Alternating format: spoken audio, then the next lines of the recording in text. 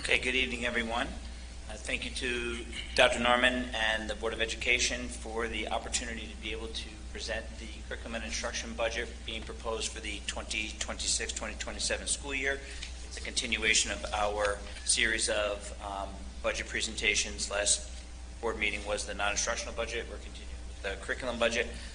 Before we get started, we just want to give a quick thank you to the entire administrative team, as well as all of the department chairs, the business office, the curriculum and instruction office. There are a lot of hands that contribute to the development of this budget, as well as putting together the presentation. So thank you very much to everybody for their support in this. Just a reminder, similar to what my colleagues spoke about last time, this is kind of a snapshot in time. I believe the final budget recommendation by Dr. Norman is going to be at the April 8th Board of Education meeting. The budget is very much fluid up until that time, so what we're presenting this evening is sort of the current status report of where we are in our budget development. And you know, the final budget will be presented by Dr. Norman on April 8th. You should have received copies of the presentation at your respective seats. Finally, there was a question that was posed to us prior to the presentation regarding some trends in enrollment. Each of the administrators are going to be speaking about the trends that they're seeing regarding their enrollment, whether their enrollment is up, whether their enrollment is down, and what some of the implications are regarding their individual budgets. And then at the end, we'll also be speaking a little bit about some of those enrollment implications on the district-wide budget as well. So, Karen's up next.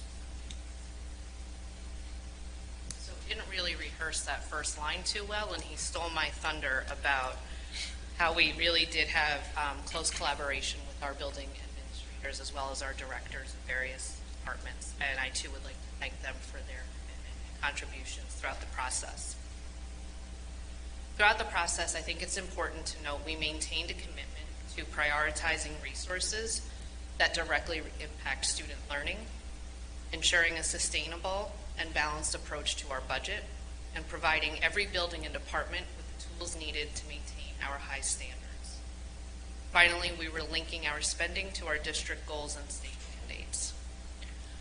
Our goal this evening is to provide to you an overview of the budget lines in a variety of areas. You will hear from our leadership team as we walk through their respective budgets, and then Dr. Hassler and I will provide you with the overall curriculum and instruction overview, and that will be followed by our completed proposed budget.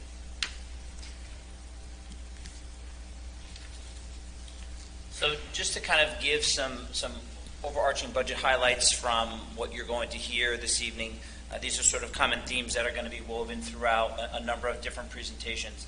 First and foremost, obviously that was a very difficult act for us to follow. However, it's very fitting that we began the evening with a performance from our students, because first and foremost, this budget is a presentation of all expenses to maintain and support all of our programs, all of our instructional programs across the school district. So it's important for us to share that with you at the onset.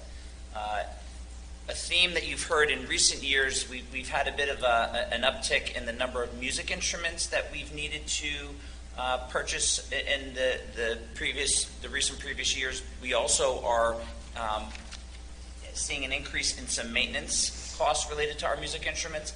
However, one of the things that we are planning to roll out for the 26-27 school year is a partnership with Sullivan BOCES. Because of that recent increase in music instrument purchases, we're doing a lease-to-own arrangement with the Arts and Ed program through Sullivan BOCES, which will allow us to be able to have our music instrument purchases closer through BOCES, and that gives us the opportunity to qualify for BOCES aid on those instruments, which is an exciting opportunity for us. You've heard me speak about this in past budget presentations. We are investing in career and technical education, and that investment is continuing in this budget. And finally, we're going to be hearing from some recent trends in special education, as well as tuition implications in special education and pupil personnel services. So with that, up first are our two K-1 principals. I'd like to call up Dr. Alt and Ms. Borriello, please.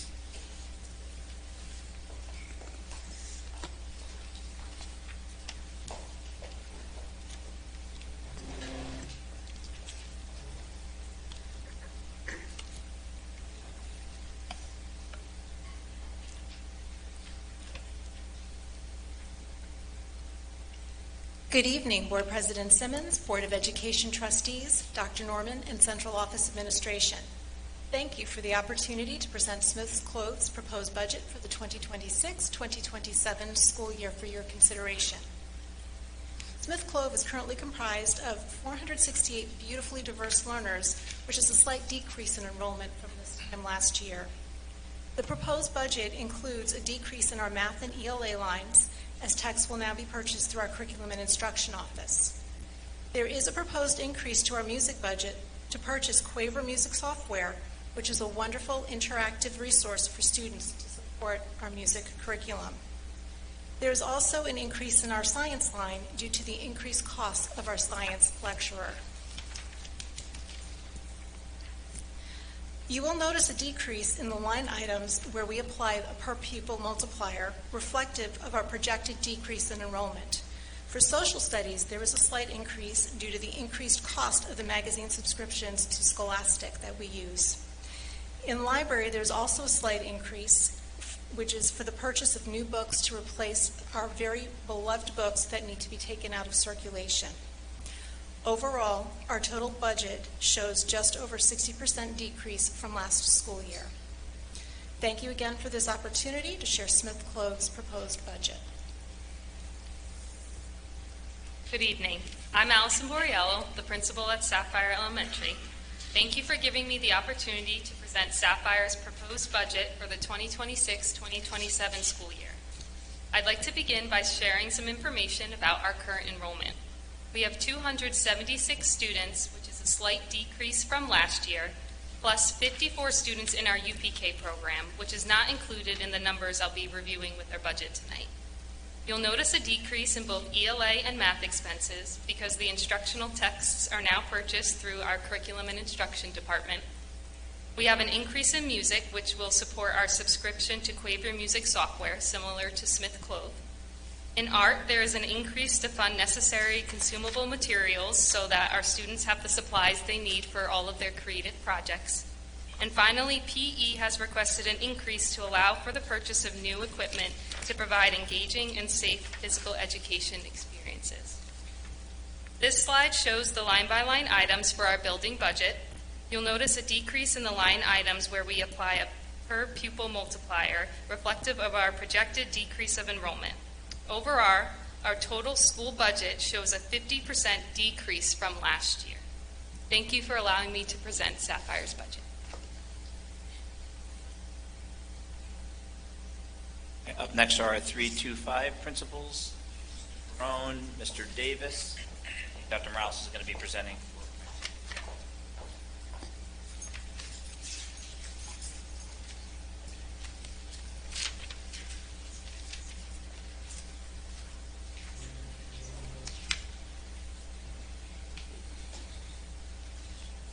Dr. Hassler, quick question. Did you want us to, if we have questions, do you want us to ask while the principals are at the table, or hold all till the end? If you have questions specific to the building budgets, you can certainly ask while the principals are up here, or we have room at the end too for general questions, so that's Thanks. No questions so far, just wanted to make sure. Okay, yep. All right. Unfortunately, Mr. Herman could not join us tonight, so it is my pleasure to present the Pine Tree budget, proposed budget for the 26-27 school year. Currently, Pine Tree is at 743 students. They are remaining pretty steady from year to year. You will see, as each building has discussed, a decrease in both the ELA and the math texts, as they are now purchased through the Curriculum and Instruction Office, and you will see an increase in the music lines. So as Ms. Borriello and Dr. Arlt had shared, you will see that there is a minimal increase where we are projecting, again, a minimal increase in student enrollment for Pine Tree for next year, and those are where we do apply that per pupil multiplier.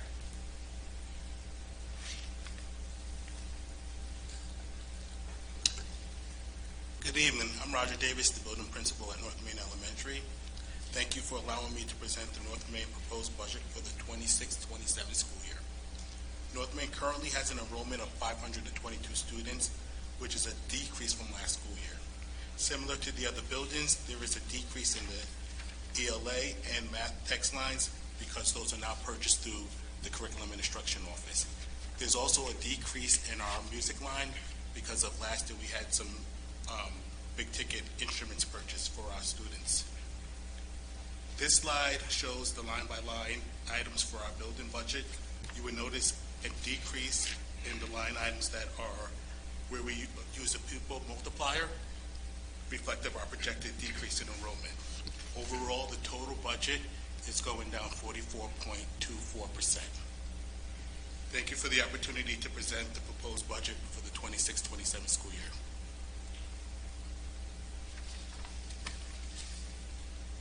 Good evening. I am Michael Barone, the very proud principal at Central Valley Elementary School, and I am certainly most thankful for the opportunity to present Central Valley's budget for the 2026-27 school year.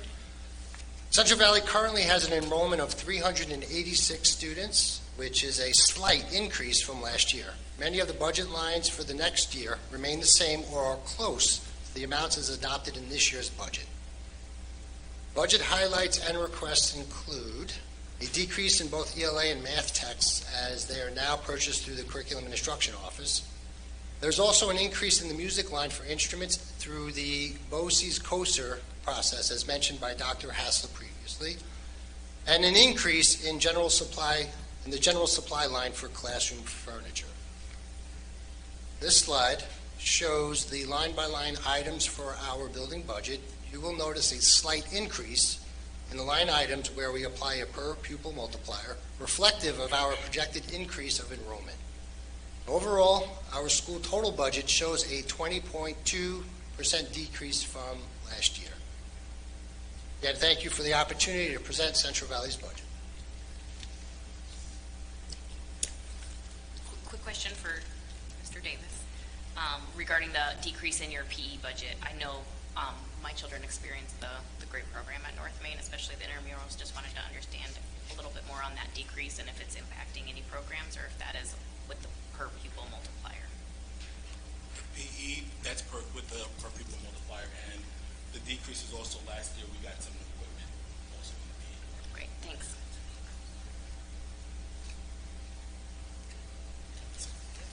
Thank you.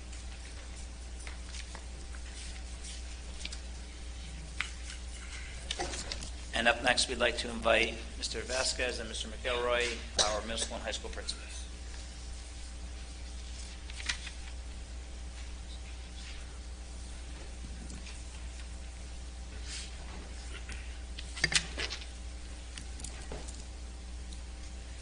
Good evening. I'm Rafael Vasquez, principal at the middle school. Thank you for the opportunity to present our proposed middle school budget for the 2026-2027 school year.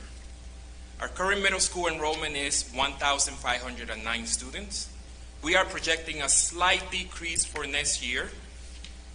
Overall, the middle school budget reflects a decrease across most instructional and operational lines. However, we are proposing several targeted increases that align directly with our instructional priorities and student engagement initiatives.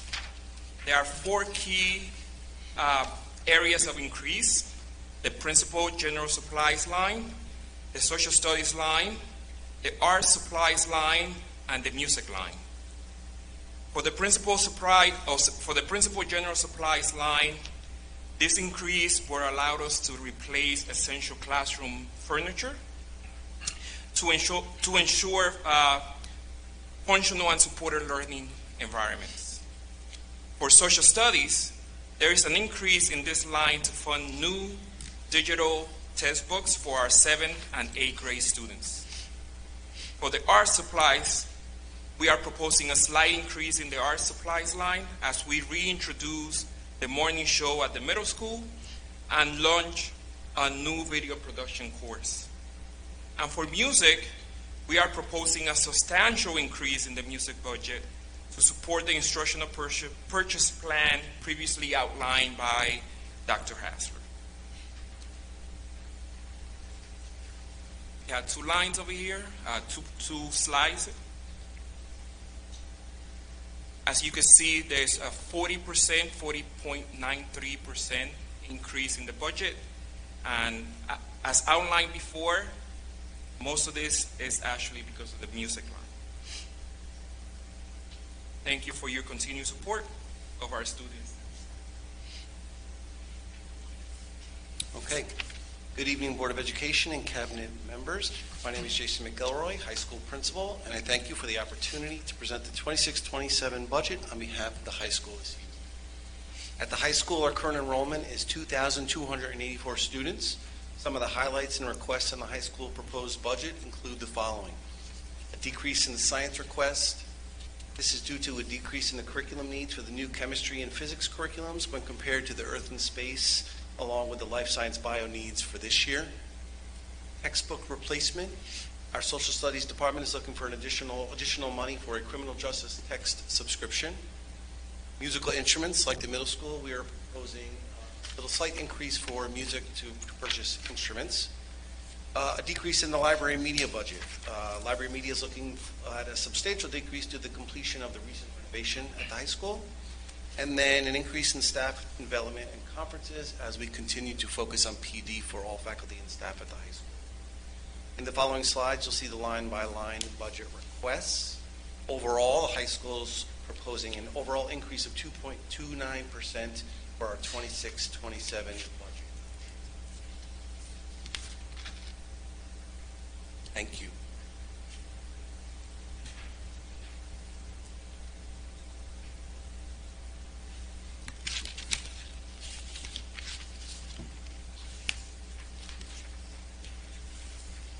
Next up, we're going to invite Brian Wilson, who's our athletic director, who's going to speak about the athletics budget.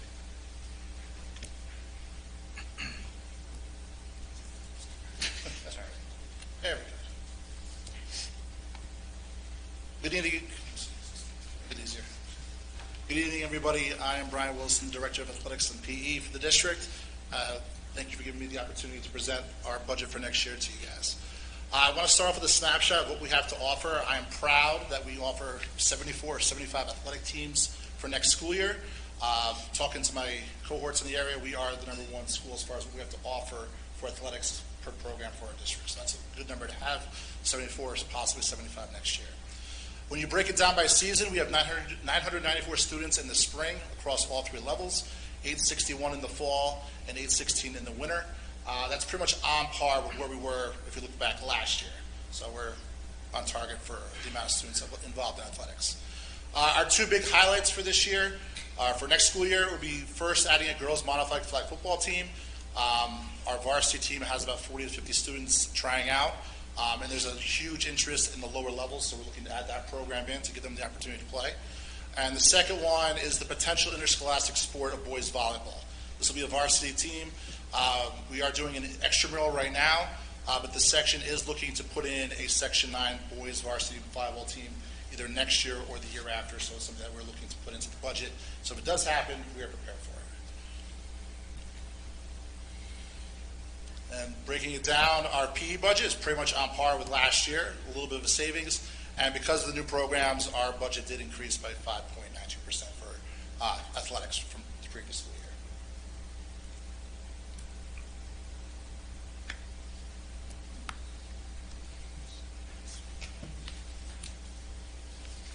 Next, we'd like to invite up Eric Ulau, Randy Conley, and Karen Jordan, who will speak about the special education and PPS budget.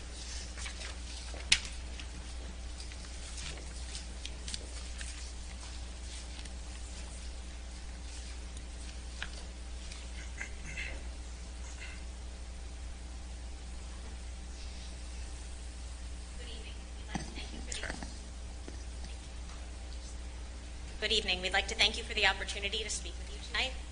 We are deeply committed to providing an inclusive and supportive learning environment, ensuring that every student has the resources and opportunities they need to succeed. Our ability to meet the unique challenges of our students is something we take great pride in. We currently have 1,443 students with disabilities, which is an overall increase from last year. Of that number, 1,192 are educated in the district, again an increase from last year. 251 of those students are educated out of the district, again an overall increase from last year as well. This evening we will highlight how our financial planning continues to prioritize accessibility support, and tailored services that empower all of our students to thrive. So we have 4 key areas where there are increases. The first is health services, but actually within there, health services, other professional is seeing a decrease. That is due to SNAP now being placed in the BOCES code. SNAP is the software that our nurses use. Health services, other public, we have an increase in the money paid to other schools for health services, and we are adjusting for increased actual costs.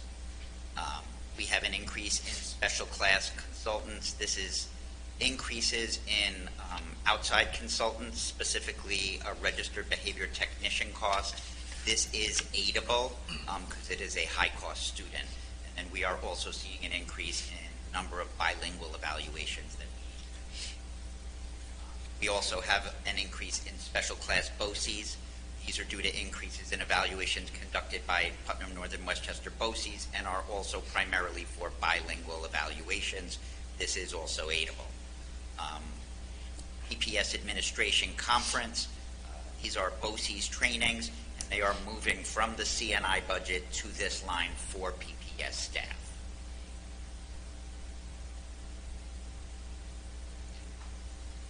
So overall, our proposed special education and PPS proposed budget is a 5.65% increase. What's most notable is our tuition non-resident. While we see a 17.36% increase, all of those monies are reimbursable because those are children who are educated within the non-publics that do not live within Monroe Woodbury, and we bill back. So that is all 100% coming back to us. In addition, we no longer have any tuition chapter students, and those are students that are in foster care that attended KJ Public. So at this point, we are proposing a 5.65% increase. Great, thank you.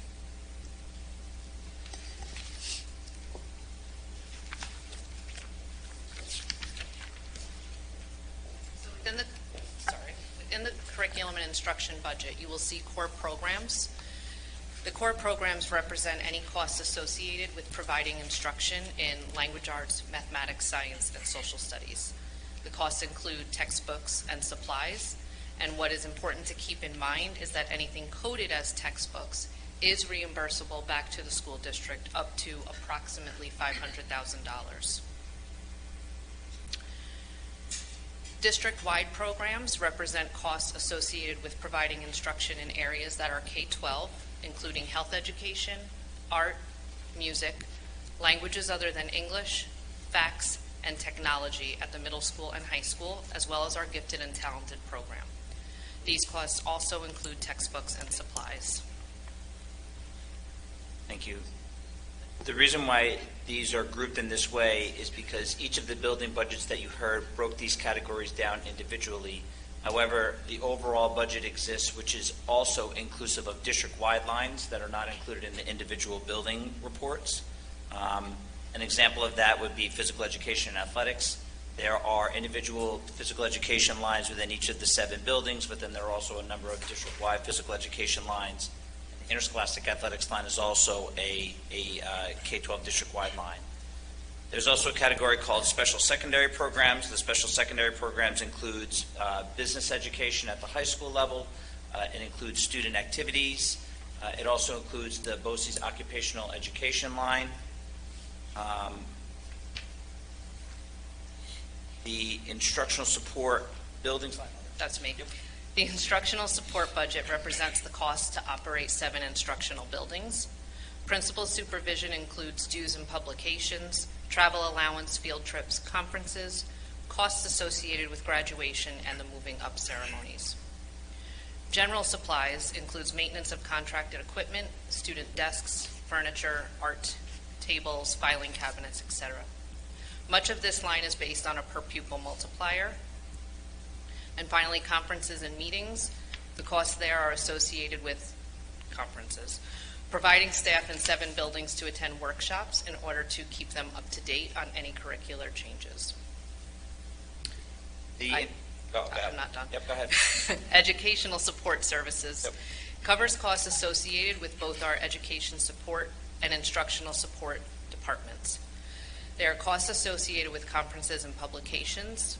They also cover a portion of our AIS, Academic Intervention Services, and E&L, English as a New Language, and the administrative costs associated with those two programs.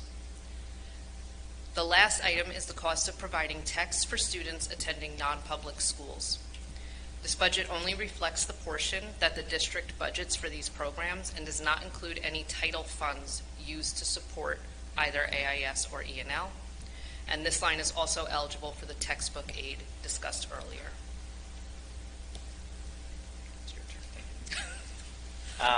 The next series of lines are the instructional management lines. The instructional management lines include the budget for the management of the curriculum instruction office itself, supplies, conferences, dues, and publications for both Dr. Morales and I. It also includes a number of district-wide lines, such as various BOCES fees and testing fees. It also includes curriculum development, which are costs associated with district-wide professional development lines through Orange-Ulster BOCES, such as lead evaluator trainings, model schools, as well as cross-contracts that we have with a number of different BOCES for services within the school district. And finally, the last series of budget lines are the special education and people personnel lines. This next slide is a visualization of the overall curriculum and instruction budget. The 7 categories that are included here are 7 of the 8 without the inclusion of special education. Core programs represent a little over 10% of the overall curriculum and instruction budget. District-wide programs are about 12.5%. PE a little bit under 10%. Special secondary about a third. Instructional support is just under 20%, 19%. Education support services, AIS and ELL, are 7.2, and instructional management, the CNI office, is about 6.7 overall for 100% of the curriculum instruction budget. On this slide, you'll see that the core programs, where we've discussed with each elementary building, you will see a slight reduction there due to consolidating the ELA and math lines to the curriculum and instruction office for ordering of texts. The district-wide programs, as we shared earlier, include all of the music lines that we spoke about, so that increase is inclusive of the purchase of music instruments across the school district, as well as a district-wide inventory system in order to be able to track music instruments, the plan and the district-wide maintenance line. Again, the plan for those music instruments is to go through the Sullivan BOCES Arts and Education COSER. There's also a number of increases. You heard the building principals speak about art supplies. We're noticing an increase in the actual cost of supplies.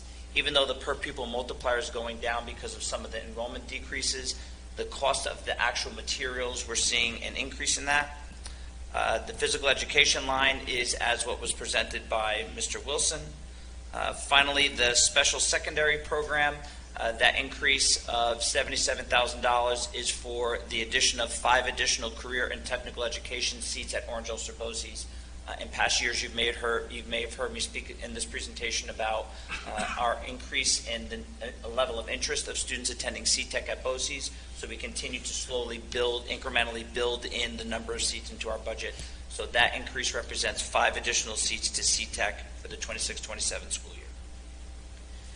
The increase in instructional support that you see is due mostly to the district-wide BOCES increase for our data warehouse now being budgeted in this line, and that is also aidable.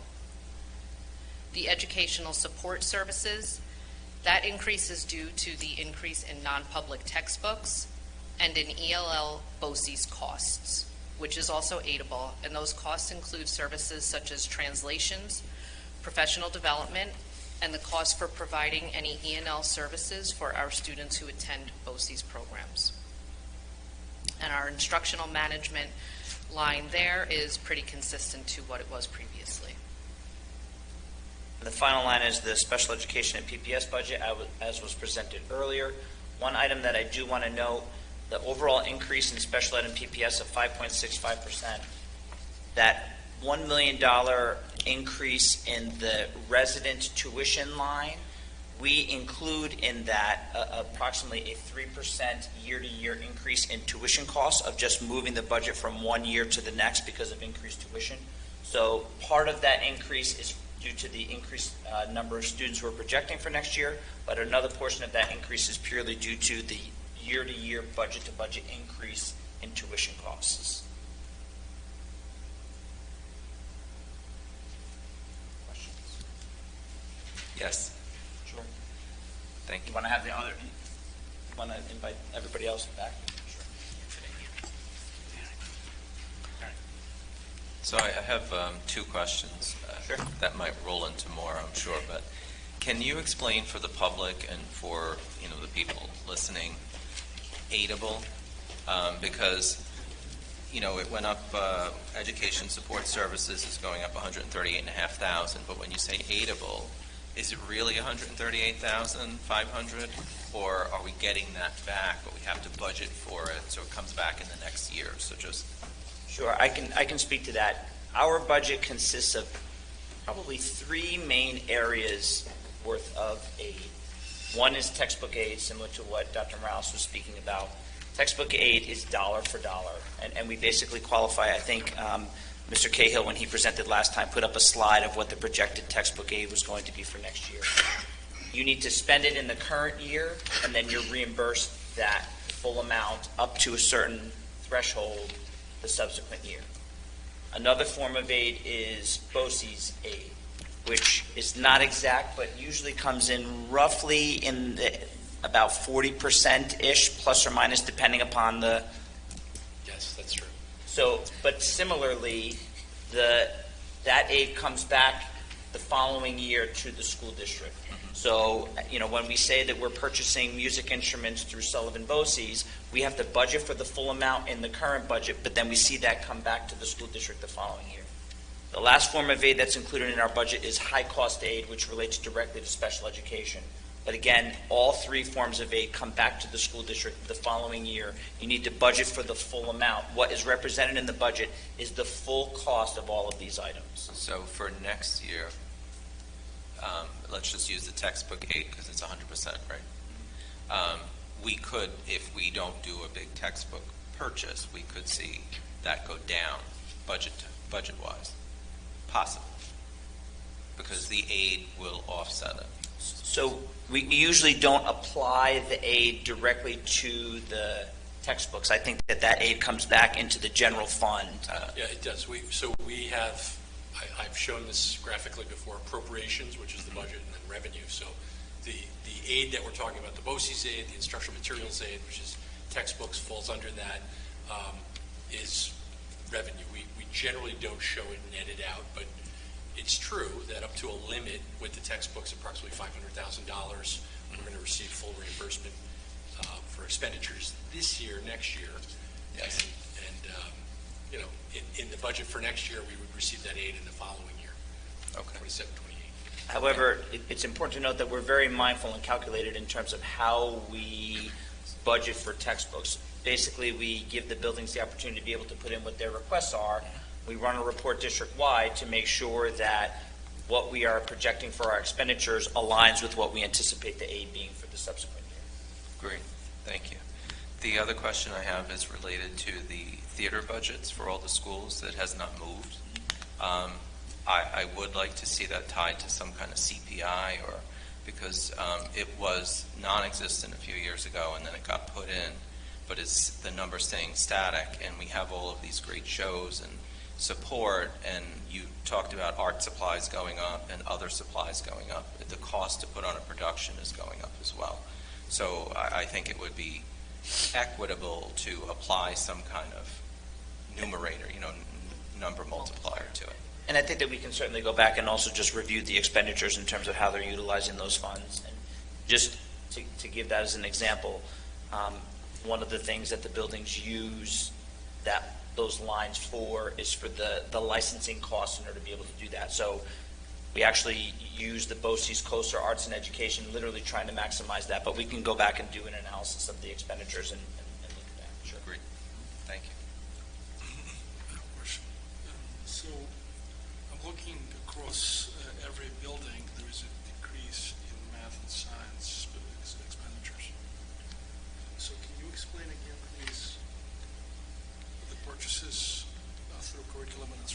Sure. So at the elementary level, the decrease that you'll see in ELA and math specifically. Previously, buildings placed their own orders for any instructional text or consumables to go to help for instruction in those subject areas. Last year was our first year with a new reading program, and as each building was ordering their own, it became a little bit cumbersome when things were back ordered and who ordered, and so to create a more seamless, easy to follow, kind of navigate the process, all of that will be ordered through the curriculum and instruction line. So it's being removed from their lines but put into the general. So it's just shifted. Correct. It's not a decline. It's just a decline when you look at the specific building budget. It was budgeted and moved into a different location, to a district-wide location.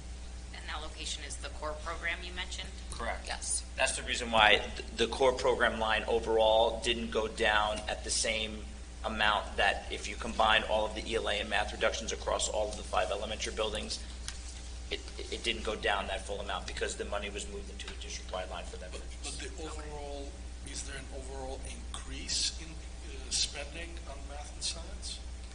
So science was done through a per pupil multiplier, so that decrease won't seem as significant because that was based on the multiplier.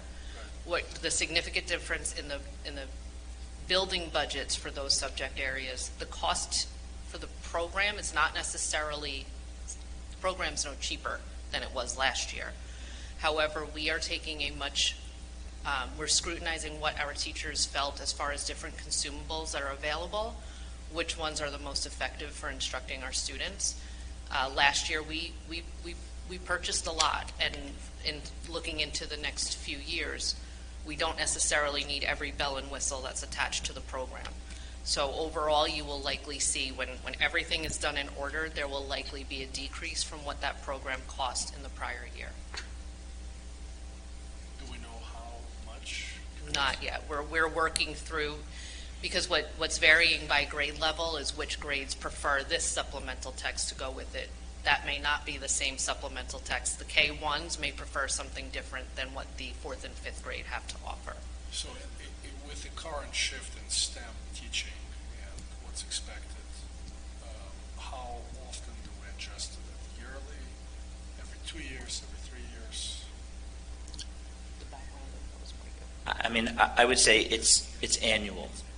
So I think similar to what Dr. Morales is saying, at the elementary level, last year was year 1 of using this new reading program, and every single component of the entire program was purchased. Much of it is consumables, and we want to make sure that we have a return on our investment in terms of what we're spending. You don't want to buy workbooks if not all of the workbooks are going to be utilized. And I think that's basically what Dr. Morales is saying, is that we're making sure that the tools that the teachers need are being purchased for them, but at the same time, we don't want to just purchase things that may not necessarily be fully utilized in the